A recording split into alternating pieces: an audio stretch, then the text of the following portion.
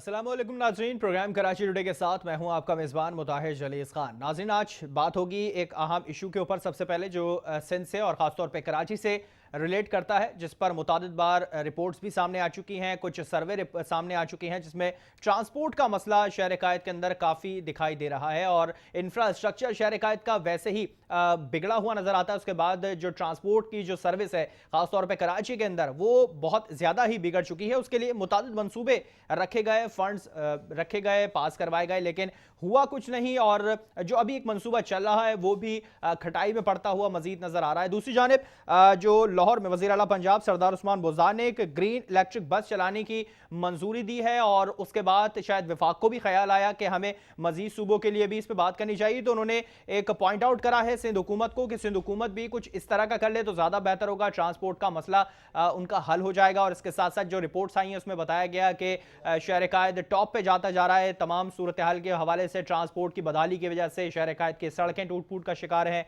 क्या इकदाम किए जा रहे हैं सिंध हुकूमत की जानिब से, खासतौर पे कराची के लिए जो मंसूबे होते हैं, जो फंड्स जारी होते हैं, वो खर्च हो भी रहे हैं या नहीं हो रहे हैं? इस पर बात करेंगे। हमारे साथ टेलीफोन लाइन पे मौजूद हैं शमीम मुमताज साहिबा हैं, MPA पाकिस्तान पीपल्स पार्टी से हैं। शमीम साहबा, बहुत शुक्रिया आपका, प्रोग्राम के लिए आपने वक्त निकाला। क्या कहेंगी, विफाक को ख्याल आया जब उनका एक मंसूबा शुरू हुआ, मंजूरी दी गई और उन्होंने फिर सिंध हुकूमत को पॉइंट आउट करा, क्या सही पॉइंट आउट करा है या गलत है? जी पहले तो शुक्रिया बहुत। जी बात हुकूमत से पॉइंट आउट करने की या पॉइंट आउट ना करने की नहीं है। बात यह है कि हमें जमीनी हकायक पर रह के बात करनी चाहिए। जो कुछ कराची की सूरत हाल है वो आज की नहीं है, ये दर्शकों की है। हम्म और हमेशा जो बच्ची की सूरत हाल होती है वही जाके अंजाम पे जब पहुँचती है तो या तो बहुत अच्छा होता है या अच्छा नहीं होता है। कराची के साथ भी अफसोस की बात यह है कि यही हुआ, मुख्तलिफ अखबार में मुख्तलिफ लोग यहाँ पर अपने आप को कराची का हकदार, कराची का जिम्मेदार करार देते रहे और उस सूरत में कराची जो है वो पीछे के पीछे ज़्यादा चला गया, क्योंकि जब जाने वाले हैं वो जो आने वाला है वो हर जाने वाले के लिए बुराई करता है कि वो ये ऐसा करके गया और ऐसा करके गया। देखिए, वफाक की जहाँ तक बात है, हमारा तजर्बा सिर्फ गवर्नमेंट का या पाकिस्तान पीपल्स पार्टी की गवर्नमेंट का ये रहा है कि वफाक अपने वादों पर कभी भी पूरा नहीं उतरा। आज वफाक को अगर नजर आ रहा है कि पंजाब में कोई इस तरह की इलेक्ट्रिक बस या कोई ग्रीन लाइट मंसूबा जो है चल रहा है, तो क्या पिछले कई सालों से कई मंसूबे नहीं बनाए गए? विभाग ने अपना हिस्सा डाला क्या उसमें? पहले तो हमें ये देखना चाहिए। पिछले जो मंसूबे अधूरे पड़े हुए विभाग की नजरअंदाज करने की वजह से जो हमारा क्यू के ऊपर है शेयर, वो को ना मिलने की वजह से जो सारे मंसूबे हमारे अधूरे पड़े हुए, उस मंसूबों को होते हुए क्या एक और नया मंसूबा हम शुरू कर दें? चले हम शमीम साहबा, क्या वाकई आपको, मैं इस पे एक पॉइंट आउट करूंगा, क्या वाकई आपको लग रहा है कराची के अंदर मंसूबे चल रहे हैं? एक मंसूबा जो चल रहा है बस सर्विस का, वो अभी तक पूरा नहीं हुआ, 3 साल उसको हो चुके हैं और नवाज शरीफ साहब ने जो इस पे कहा था कि हम इस मंसूबे को शुरू करेंगे, दूसरी जानिब दूसरी हुकूमत इसको कंटिन्यू करेंगी, वो अभी तक खटाई में पड़ा हुआ है, बजट उसका बढ़ता जा रहा है और दीगर मंसूबों के लिए जो पैसे इशू किए जाते हैं, जो पास किए जाते हैं, वो भी नजर नहीं आते। कि क्या हम पिछले तजर्बे की रोशनी में विभाग के ऊपर भरोसा कर सकते हैं? चाहे वो नवाज शरीफ की गवर्नमेंट हो या PTI की गवर्नमेंट हो, वो भी मंसूबा 3 साल से अधूरा हमारा पड़ा हुआ है, जिसमें विभाग ने हमारे हिस्से का फ्यूज शेयर ही नहीं दिया ना जो उसके हिस्से का था। तो जब वो मंसूबा खटाई में पड़ा हुआ है तो क्या उसके होते हुए क्या हम एक नई बात पर फिर अपील कर लें कि जी विभाग जो है वो कह रहा है कि इलेक्ट्रिक के ऊपर गाड़ियां डाली जाए? क्या इलेक्ट्रिसिटी पूरी हो रही है कराची की जरूरियात के लिए? क्या लोड शेडिंग पर हम काबू पा सकें? क्या बिजली को महंगा होने से हम रोक सकें? क्या हम एक और ऐसा काम करने गए जिसकी हमें नजर ही नहीं आता कि कोई पॉसिबिलिटी हो सकती है या हम कर सकते हैं उसको?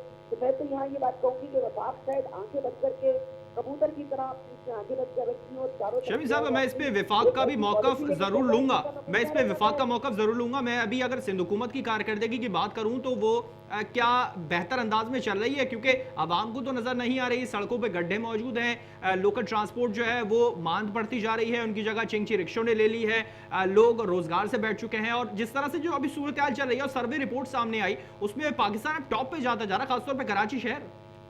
नहीं, देखिए, जहाँ तक सड़कों की बात है मेरे भाई, तो मुझे लगता है कि कहीं हमने कोई गलत एंगल से कराची को देखना शुरू किया है। मेन चौराहे कराची को देखने जिसमें पब्लिक ट्रांसपोर्ट चलती है और पीपल्स पार्टी की गवर्नमेंट ने पिछले 12 साल में जितना काम कराची में किया है उतना काम मैं समझती हूँ सिर्फ दीगर अजला में हम नहीं कर सके, जितना हमने कराची को जो है, क्योंकि कराची कैपिटल है जिसका, और हमने इस कैपिटल में जितना काम किया है, जहाँ तक बसों की बात है, बिल्कुल आप ठीक कह रहे हैं, कराची 10 से 72 बसों के मामले में होता चला गया। उसकी जिम्मेदार जो है सिंध गवर्नमेंट की जो जिम्मेदारी है वो हम कबूल करते हैं कि हम मतलब आप कबूल कर रहे हैं कि कराची में जो ट्रांसपोर्ट का मसला, जो शहर की सूरत हाल, इंफ्रास्ट्रक्चर तबाह है, वो सिंध हुकूमत की बदौलत है। तो इसमें इन्वॉल्व है। ठीक है, मैं वही बात कर रहा हूँ। आप इस चीज को एक्सेप्ट कर रहे हैं फिर के जो शहर कायद के अंदर खासतौर पे बिगाड़ हुआ है ट्रांसपोर्ट का, सड़कों का, वो सिंध हुकूमत की बदौलत है। सिंध हुकूमत की बदौलत नहीं हुआ। मैंने ये कहा कि कुछ चीजों को हमने नजरअंदाज किया है, लेकिन इसके लिए ट्रांसपोर्ट माफिया भी तो मौजूद है ना, जो अपने फायदे के लिए, अपने मफादात के लिए चीजों को अदल बदल करता है। कभी वो तो शमीम साहबा, इस ट्रांसपोर्ट माफिया को लगाम डालना भी तो हुकूमत के हाथ में है, सिंध हुकूमत के हाथ में है। ये क्या है? ट्रांसपोर्ट माफिया ही है ना, ये और क्या चीज है ये? शमीम साहब, ट्रांसपोर्ट माफिया को लगाम डालना भी तो सिंध हुकूमत के हाथ में है, वो क्यों नहीं डालती फिर इस पे? बिल्कुल देखें, हमारा मिनिस्टर उस पर काम कर रहे हैं। आप रोज देखें, आप लोगों के चैनल पर आकर ही मिनिस्टर साहब बता रहे हैं नए मंसूबे जो बन रहे हैं, नए मंसूबों के तहत हम मुख्तलिफ प्राइवेट पार्टनरशिप के तहत मुख्तलिफ लोगों से बातचीत कर रहे हैं। हमने जापान से बात की है, चाइना से बात की है, लोग आते हैं हमारी तरफ। लेकिन असल में हमारे यहाँ जो डेफिसिट है वो भरोसे का है।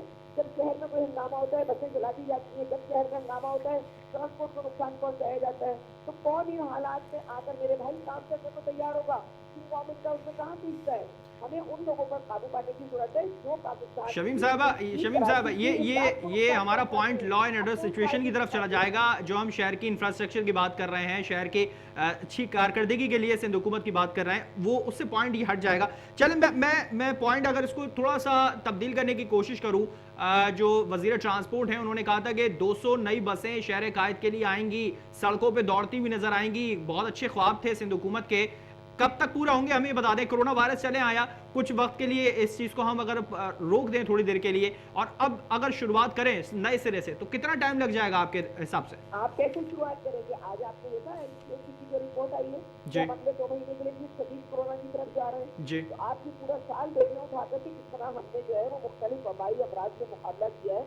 यार ये तो एक आसमानी आफात है। हमारे वजीर ट्रांसपोर्ट ने जो कुछ कहा है वो गलत नहीं कहा है, बिल्कुल यकीनन उस पर काम हो रहा है, गवर्नमेंट पर काम कर रही है। लेकिन मैंने हाईलाइट पर आपको डिटेल किया है कि वो हाईलाइट जो आ रही है उसको हमें क्रॉस करने के लिए पिछला भी बहुत टाइम हमने जाया किया है, आगे भी हमें बहुत सोचने की जरूरत है। हम बिल्कुल ये नहीं कह रहे कि हमने अपनी 100% जिम्मेदारियां पूरी की है, लेकिन मेरे भाई 90% जिम्मेदारियां तो हमने पूरी की है ना। 10% पे भी काम हो रहा है। और इंशाल्लाह जब अगर मेरे वजीर ट्रांसपोर्ट से ये बात कही है कि 200 बच्चे रोडों पर दौड़ती हुई नजर आएगी, तो यकीनन नजर आएगी। हर ख्वाब की ताबीर होती है। हाँ, कोई सड़क टूटती है, बनती है, अवाम उसको मुश्किल उठाते हैं, दूर मिट्टी की शिकायत करते हैं, वही सड़क के बाद में अवाम के लिए फायदे का बाइक होती है ना। इसी तरह एक वक्त है, गुजर जाएगा और 200 बच्चे भी इंशाल्लाह अवाम के लिए आएंगे रोडों के ऊपर। शमीम साहबा, कब दौड़ती हुई नजर आएंगी? क्योंकि जो सिंध का बजट है उसमें ट्रांसपोर्ट के लिए कोई नया मंसूबा शामिल नहीं किया गया। पुराने मंसूबे जो चल रहे हैं वो मुकम्मल करने हैं। कब तक मुकम्मल नजर होते हुए दिखाई देंगे आवाम को? कब ये खुशखबरी मिलेगी? ऑरेंज लाइन हो गया, रेड लाइन हो गया, और अभी जो बस मंसूबा जो चल रहा है टावर तक जाना है उसको लेके, वो भी मांग पड़ चुका है। जो बजट आया वो डेफिसिट बजट था, हमारे 300 अरब से ज्यादा जो है वो ड्यू चल रहे हैं उनके ऊपर।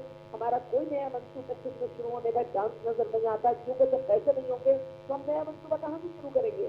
हम उन पुराने मंसूबों को मुकम्मल करने की कोशिश कर रहे हैं जो पिछले कई साल से चल रहे हैं, और थोड़े थोड़े पैसों से कमी की वजह से रुके हैं, थोड़े वक्त की कमी की वजह से। तो पहला काम ये है कि हमने उन मंसूबों को पूरा करना है जो पुराने मंसूबे चल रहे हैं, और उसके बाद हम किसी नए मंसूबे की तरफ जाएंगे। विभाग से हम बिल्कुल बार बार कहते हैं, गुजारिश करते हैं कि हमारे बकाया जात अदा किए जाए, ताकि सिंध जिस तरह फेस कर रहा है परेशानियों को, उसको दूर किया जा सके। विभाग इस वक्त सियासी तौर पर हमें नाकाम करने के लिए एक पॉलिसी पे चल रहा है कि ना पैसे होंगे ना हम काम कर सकेंगे, और ना काम हमारा इस तरह होगा क्योंकि हम वादे करते हैं पूरे भी करते हैं। तो भाई वादे हमारे तो पूरे नहीं होंगे ना। वादों को पूरा करने के लिए आपको वसाइल की जरूरत पड़ेगी। हम अपने हिस्से का शेयर डालने को तैयार हैं। तो शमीम मुमताज साहबा, इन वादों को पूरा करने के लिए अमली इकदाम करने बेहद ज़रूरी होते हैं। विफाक से क्या बात करेंगे? NFC अवार्ड, जिस तरह पीपल्स पार्टी कहती है हमें NFC अवार्ड अभी तक नहीं मिला है, कुछ 162 या 126 अरब रुपए कुछ देने थे वो नहीं मिले हैं, 1100 अरब का पैकेज इमरान खान साहब वैसे ही देकर गए, वो अब तक नजर नहीं आया। इस पर मैं विफाक से ही बात करूंगा, आप क्या देख रही हैं? फवाद चौधरी साहब ने आज इन तमाम चीज़ों के बाद जो पॉइंट उठाया है सिंध हुकूमत के लिए, क्या संजीदगी से लेगी पीपल्स पार्टी से? मैं तो फवाद चौधरी की किसी भी बात को संजीदगी से लेने को तैयार नहीं हूँ।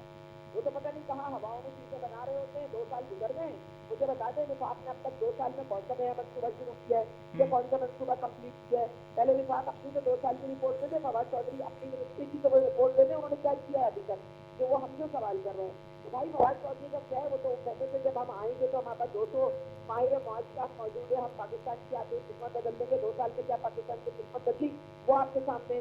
आज अवाम जो है वो खाने को तरस रही है, आटा महंगा, चीनी महंगी, तो हम पैदावार खुद करते थे, तो हम कुछ दामों बाहर बेच के वैसे खरीद रहे हैं। तो फवाद चौधरी जी ने क्या बात करो मेरे भाई, फवाद चौधरी इलेक्ट्रिक की बात कर रहे हैं, उसको कहें कि इलेक्ट्रिक को पहले काबू में करें, पहले बिजली तो सस्ती करें, बिजली की वो पैदावार तो पूरी कर रहे हैं जिसकी सिर्फ को जरूरत है, जिसकी कराची डिवीजन को जरूरत है, तो पहले वो काम तो करें जो करने वाले।